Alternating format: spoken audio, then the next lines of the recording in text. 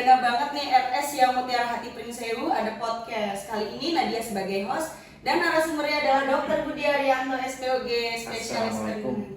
Waalaikumsalam. Halo dok, gimana kabarnya hari ini? Alhamdulillah. Baik. Belum puasa nih. Ya belum puasa. Nah dok, jadi hitungan jam lagi kita tuh akan menjalankan ibadah puasa dok. Iya. Jadi biasanya kan ibu-ibu nih dok ya, ibu-ibu muda, calon ibu, bunda-bunda hebat, terus pada kebingungan gitu loh dok. Kayak misalkan, puasa boleh nggak ya? Lagi hamil boleh nggak ya puasa? Kayak gitu. Apa nanti anaknya kelaparan nggak ya? Ikut puasa juga ya? Ikut puasa juga, atau gizinya ntar cukup nggak ya? Nah coba dok kasih tips dulu buat bunda-bunda dan bunda-bunda hebat nih gimana? Oke, assalamualaikum bunda semua.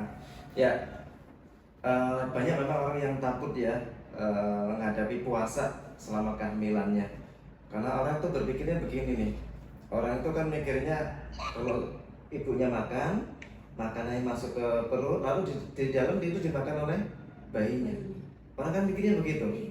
Jadi orang berpikir kalau ibunya nggak makan, lalu bayinya kan nggak makan juga, puasa juga. Nah, ini jelas keliru ya bun ya. Ini juga kadang-kadang karena ada iklan produk tertentu ya susu lah ya, yang iklannya kan ibunya minum susu, susunya diminum oleh bayinya. Jadi asumsi orang kalau ibunya nggak makan atau nggak minum susu, maka bayinya pun nggak makan. Nah itu asumsi yang keliru ya. Makanya saya kalau ada pasien bertanya itu saya sering ledek ya. Ibu, bayinya itu ada di dalam rahim apa di dalam lambung sih sebenarnya? Padahal makan minum kita itu ya, itu kan maksudnya ke dalam lambung, ya. Sedangkan bayi ada di dalam rahim, jadi tidak seperti itu yang dibayangkan. Baik, puasa itu kita lihat definisi puasa dulu. Puasa itu kan meniadakan makan minum, ya. Dalam agama kita Islam mewajibkan kita Muslim untuk menjalankan ibadah puasa ya. Di Indonesia rata-rata puasa itu sekitar 13 sampai 14 jam. 13-14 jam rata-rata ya. Di negara tertentu ada yang hampir 20 jam loh ya. Di London katanya hampir 20 jam puasa ya. Ya, alhamdulillah kita di sini sekitar 13-14 jam puasa. Ya, jadi kembali definisi puasa itu orang menahan diri dari makan dan minum dari segi istilah bahasa ya. Dalam konteks yang lebih luas ya tentu lebih luas maknanya, dan itu nanti ada ustadz yang lebih ahli. Ya, dalam hal ini artinya orang akan takut mengenai bagaimana asupan nutrisi nanti ke bayi saya gitu kan kalau saya nggak makan dan minum. Ya, kembali puasa kita rata-rata 13-14 jam. Ya. Pada ibu-ibu yang puasa, ya kita semua yang puasa, kemudian kita mengerjakan sahur, makanya sahur itu penting banget ya. Dan itu salah satu sunnah dalam ibadah puasa ya. Maka dalam waktu kira-kira 6 jam pertama tubuh kita masih punya asupan nutrisi nih dari sahur yang kita makan ya. Dari makan sahur masih ada nutrisi sampai kurang lebih 6 jam. Mungkin kalau makan yang banyak berlemak bisa lebih lama lagi tuh ya. Kurang lebih rata-rata 6 jam. Setelah 6 jam, maka 6 jam ke depan, 6 jam 7 jam ke depan tubuh kita sudah mulai kekurangan nutrisi. Ya, mulai tuh kadar gulanya mulai ya. Nah, tapi ya Masya Allah sudah menciptakan tubuh kita tuh luar biasa. Jadi ketika tubuh itu sudah mulai menurun kadar gulanya, sudah mulai ya, kira-kira naik cukup 60-70 mg ya. Jadi ketika gula darah sudah mulai menurun, asupan nutrisi sudah mulai berkurang, tubuh itu punya mekanisme ya. Tubuh kita tuh punya mekanisme untuk memproduksi nutrisi sehingga tubuh tetap tidak kekurangan nutrisi. Mekanisme itu namanya kalau bahasa medisnya gluconeogenesis. Nah, apa itu gluconeogenesis? Makanan apa itu? Susah banget bahasanya, saya aja nyebutnya susah. Ya, intinya tubuh kita itu mampu mendeposit sejumlah nutrisi tertentu ya. Simpelnya gini ya, kita biasanya makan sehari 3 kali, cemilannya nggak tahu berapa kali ya. Sehingga asupan nutrisi kalori yang masuk lebih besar daripada kita gunakan. Nah, kelebihan kalori yang nggak digunakan itu akan disimpan di dalam tubuh kita. Ada yang di perut, ada yang di pinggul ya, ada yang jadi deposit tadi itu akan digunakan tubuh pada saat tubuh kekurangan asupan nutrisi. Jadi setelah 6 jam tubuh mulai menggunakan deposit tadi, cadangan-cadangan lemak dalam tubuh itu dirubah jadi sumber nutrisi. Nah, tubuh punya kemampuan itu, sehingga kesimpulannya tubuh walaupun setelah 6 jam kemudian tidak ada asupan nutrisi lagi, tubuh kita, tubuh ibu-ibu yang hamil itu masih mampu memproduksi nutrisi dari cadangan-cadangannya, sehingga di dalam darah tetap selalu tersedia cadangan nutrisi, ya. Nah, dan bayi itu tadi ya, makan itu bukan seperti yang dibayangin, ibunya makan dimakan bayi, bukan seperti itu. Bayi itu ada di dalam rahim, dia itu makannya melalui ari-ari, ya. Jadi nutrisinya itu ngalir lewat darah, mirip kayak orang diinfus lah. Jadi bukan makan minum seperti kita ya. Nah, jadi ari-ari itu seperti akar, dia nempel ke rahim, kemudian nyedot darah ibunya yang bawa nutrisi, kan nutrisi kita, oksigen kita semua di dalam darah. Nah, ini disedot oleh ari-ari, lalu dikirim ke bayi melalui tali pusat. Nah, dari situ bayi makannya, jadi bukan makan minum seperti yang dibayangin ya. Kalau makannya seperti itu, dengerin. nanti giginya ngunyahnya gimana, kapan dia gosok gigi, gak pernah. Tuh, jadi jelas nih dari Dokter Budi. Jadi bukan berarti apa yang kita makan bakso ya Dok ya, bayi makan bakso, nggak gitu. Jadi dari ari-ari ya Dok ya. Ya, saya lanjutin. Tadi ya, jadi setelah kita tahu bahwa bayi itu makannya melalui ari-ari, sehingga ketika tubuh sudah kekurangan nutrisi, tubuh akan memproduksi nutrisi lagi dari cadangan-cadangan yang ada, sehingga tetap tubuh akan selalu menjaga asupan-asupan nutrisi dalam darah ibunya itu selalu ada. Dan ketika darah ini masih ngalir ke bayi, ya bayi akan selalu makan terus. Jadi bayi dengan kata lain tidak pernah mengalami puasa. Ya, selama darahnya masih ngalir ke bayi, ya bayi masih dapat asupan nutrisi, masih dapat asupan oksigen. Nah, dari situlah bayi makan. Jadi kuncinya adalah pada apakah bayi masih mendapatkan asupan nutrisi bagus atau enggak, apakah ari-ari masih berfungsi bagus atau enggak, ya. Jadi bayi tidak akan mengalami puasa. Makanya penting sebelum memutuskan puasa dikonsultasi sebaiknya, harusnya ya, harusnya dikonsultasi dulu ke dokter kandungan bunda semua, di mana yang dekat, yang biasanya, untuk dicek kondisi kehamilannya. Dokter akan memeriksa kondisi bayinya, pertumbuhannya, bagaimana, apakah nutrisi yang ngalir ke bayi itu berjalan bagus atau enggak. Kalau semuanya bagus, ketubannya bagus, ari-ari masih berfungsi bagus, artinya bahwa janin akan dapat nutrisi yang cukup ya selama kehamilan, maka insya Allah puasa akan aman untuk bunda-bunda semua. Nah, kira-kira seperti itu. Kira-kira seperti itu ya Dok ya. Jadi bayi tidak pernah mengalami puasa. Jadi untuk puasa aja Dok ya. Ya, jadi kalau hamilnya sehat, bundanya juga sehat ya, nggak lagi sakit ya. Kalau yang trimester 1 nggak lagi mual-muntah parah, ya nggak ada penyakit lain, janinnya sehat, maka puasa insya Allah aman pada ibu dan bayinya, tidak secara langsung mereka. Ya, yang penting tips-tipsnya tadi ya. Pertama, kerjakan sahur ya. Makanya sunnah sahur dikerjakan. Yang namanya sahur itu adalah waktu dimana beberapa menit menjelang subuh ya. Kan batasan puasa kita subuh ya. Azan subuh itu fajar itu mulai kita puasa. Jadi waktu sahur yang baik makanya mendekati diakhirkan. Bukan sahurnya jam 2 malam. Itu bukan sahur, makan malam namanya ya. Jadi namanya sahur ya di waktu sahar. Waktu sahar yaitu menjelang subuh. Jadi didekatkan, diakhirkan sebenarnya, supaya nanti energi yang terkumpul juga masih cukup banyak ya. Kemudian makanannya sama ya, 4 sehat, ada karbohidratnya, ada lauk pauk sumber protein ya. Terus kemudian ya mau telur, tempe, tahu silakan, daging ikan ya. Kemudian sayuran, buah-buahan ya, dan jangan lupa cukupi kebutuhan cairan paling tidak 1,5 sampai 2 liter per hari. Itu kira-kira sekitar 8 gelas lah per hari ya.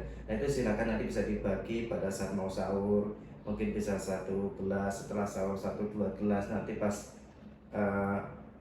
buka ya dengan menu yang sama pada saat sahur ya. Cairannya ya pastilah pas buka cairannya kan banyak ya, tapi usahakan sekitar 7-8 gelas dalam 1 hari, kebutuhan cairan juga terpenuhi. Sahur dikerjakan, mengakhirkan sahur, mengawalkan waktu berbuka ya sesuai sunahnya.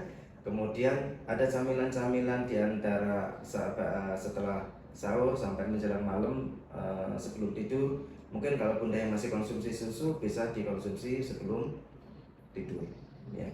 Nah, jadi kira-kira seperti itu. Yang intinya seperti itu. Dan pastikan dulu tadi ya, sebelum menjalankan puasa, usahakan dipastikan bahwa kondisi hamil memang sehat, bayinya sehat, ibunya pun sehat. Nah, jadi insya Allah puasa aman. Dan tentunya konsultasi ya dok ya Iya. sama dokter kandungan terdekat atau dokter kandungan kesayangan bunda-bunda semua yang ada di rumah yang lagi nonton live streaming di Instagram @sia.mutiarahati. Nah, setelah ini juga masih ada lagi ngobrol-ngobrol, jadi untuk teman-teman tetap terus standby nih, lihat nih di Instagram @sia.mutiarahati.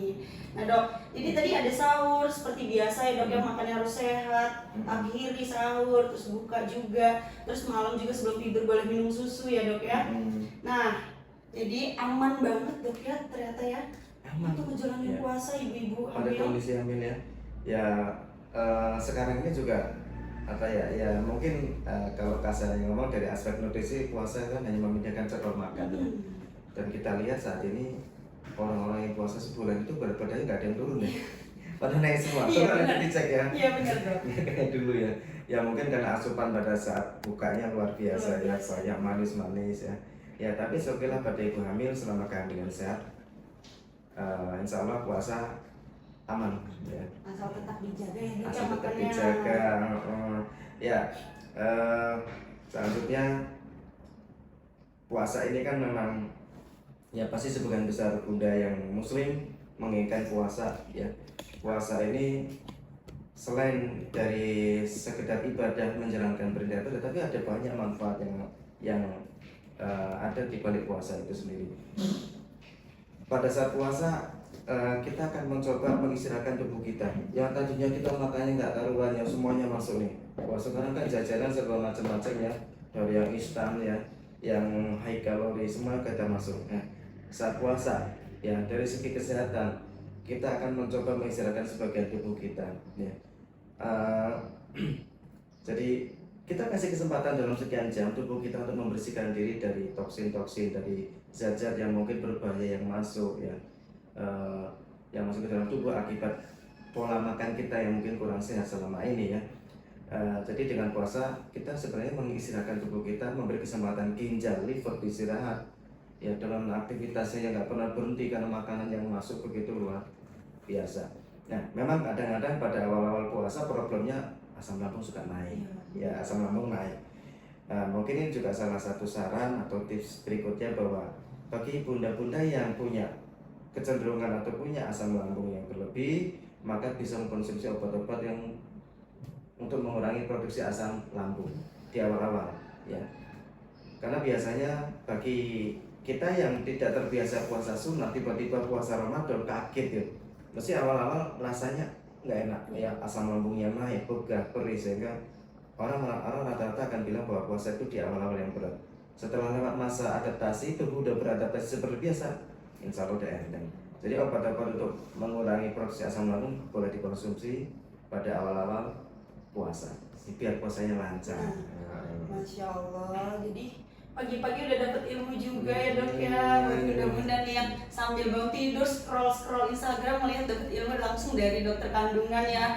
Yang hits ya dok ya. Yang menu buat sahur besok ya. Nah, menu buat saya disiapin.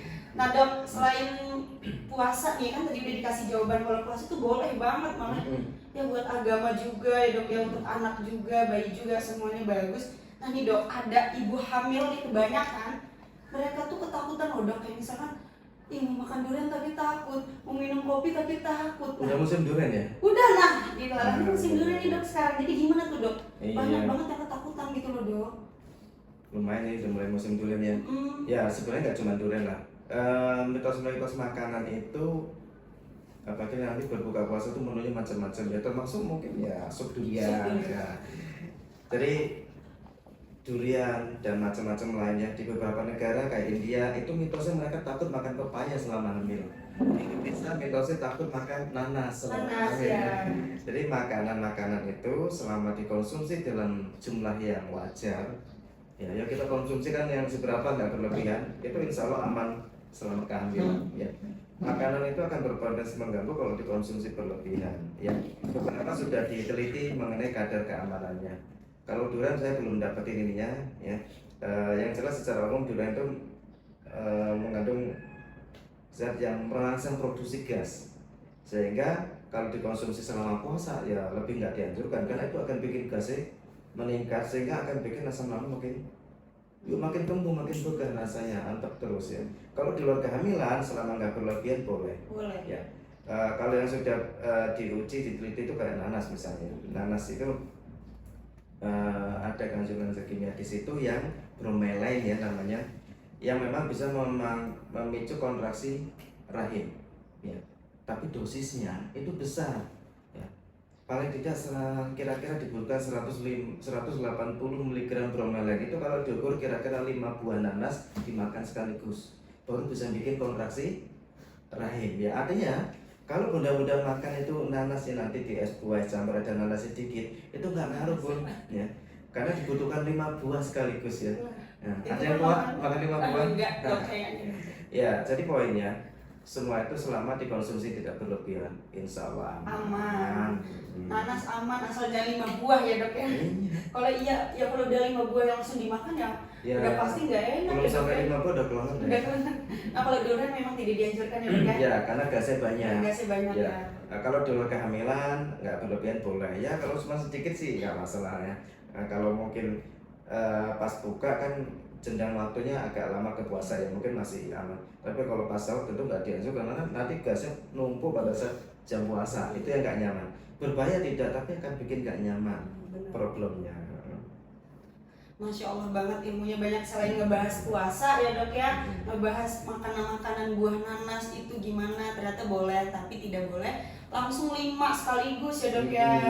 Nah terima kasih banyak dokter Budi atas ilmunya, terima kasih banget nih pasti bunda-bunda bakal mau ketemu lagi kan nih sama dokter Budi. Nah makanya untuk teman-teman bunda-bunda yang ada di rumah follow Instagram RS Sia Mutiara Hati, nanti bakal kapan waktu kita ngobrol lagi dok ya dengan tema yang berbeda.